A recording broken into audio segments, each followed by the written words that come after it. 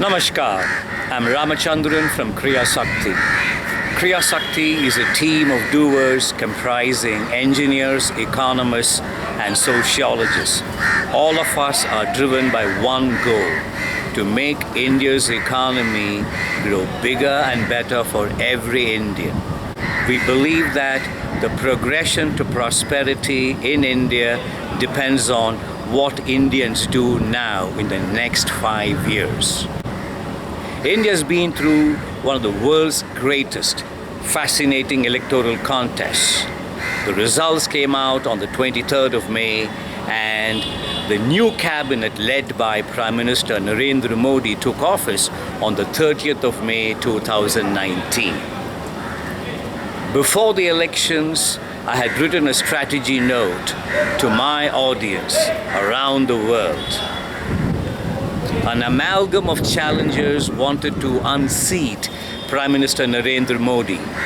Had they succeeded, India would have rejected, repudiated whatever has been done in the last 5 years and then chosen reconstruction in a framework accepted by the amalgam of challengers from around 7 states in India. By contrast, the second outcome, which turned out to be true, was the re-election of Prime Minister Narendra Modi's team, and that's exactly what has happened, which means that we are now ready to relish and reinforce what's been accomplished in the last 5 years. That's between 2014 and 2019. We'll relish what's happened in the last 5 years and reinforce over the next 5 years between 2019 and 2024. India's GDP is a function of human resourcefulness, of productivity, of the willingness and the dedication of every Indian to grow the economy, to make her life better, to make his life better, and to make the life of their families better. And sky is the limit. When you think of the Indian economy, truly and magnificently, the sky is the limit. Over the next 100 days, each ministry will come up with its agenda or objectives, how to serve India's aspirations. In this connection, I need to bring to your notice the commentary that's been made available by some of Prime Minister Modi's worst critiques. India's poor have reposed faith in Prime Minister Narendra Modi's way of governing the economy, a way of governing society, of taking care of them. Poor in India have reposed faith, enormous faith in the style and substance of governance of Prime Minister Narendra Modi.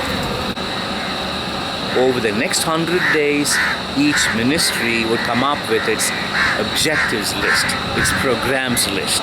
And what CreaSakti has is the database of households, livelihoods and incomes in India's 600 districts.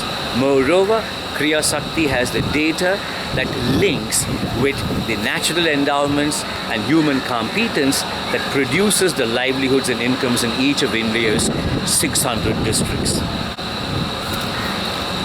CreaSakti has the data pertinent to households, their livelihoods and incomes, and what it takes for them to earn these livelihoods in each of India's 600 districts.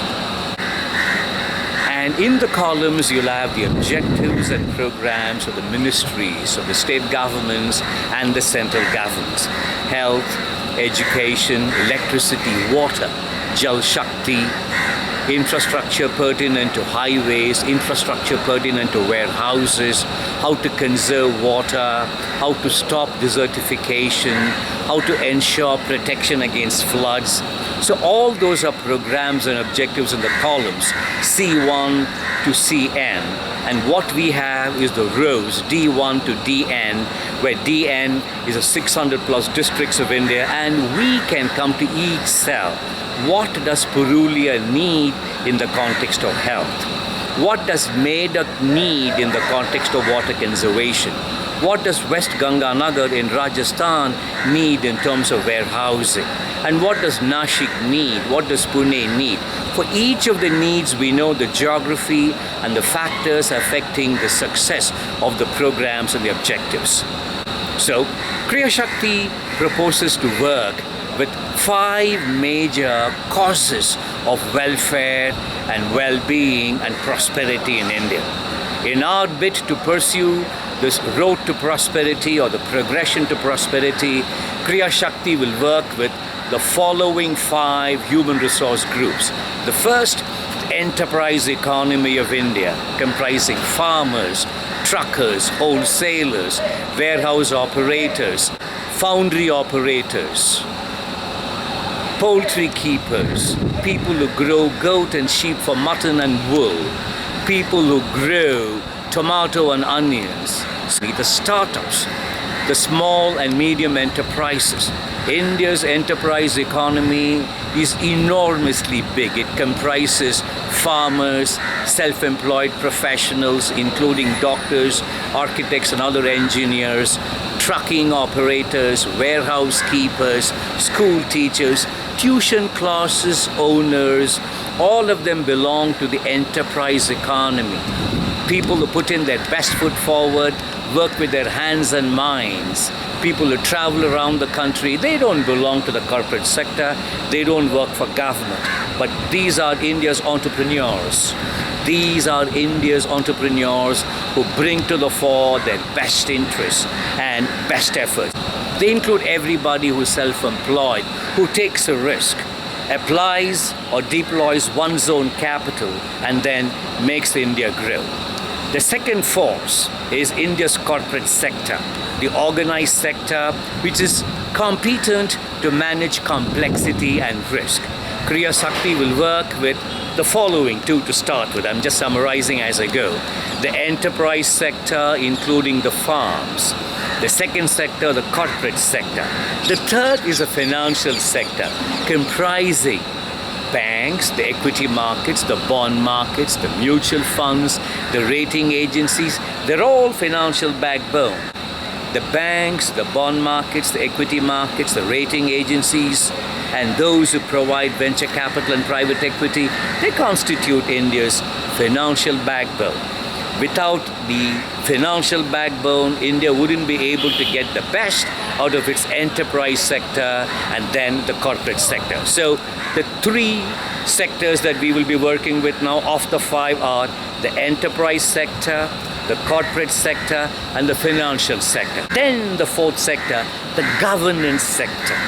People vote for their representatives. People vote for their elected representatives to represent them and their interests in the legislative assemblies and in parliament. And they constitute the government. They are a very important force because they translate people's needs and objectives into policies. They manage the bureaucracy. So the 4th sector is the government sector. And the 5th and the final sector is the education sector.